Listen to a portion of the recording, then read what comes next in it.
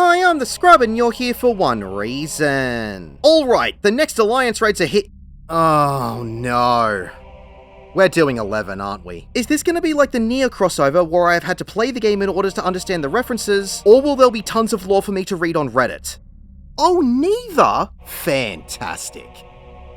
Time to learn about Jeuno the First Walk. Simplified.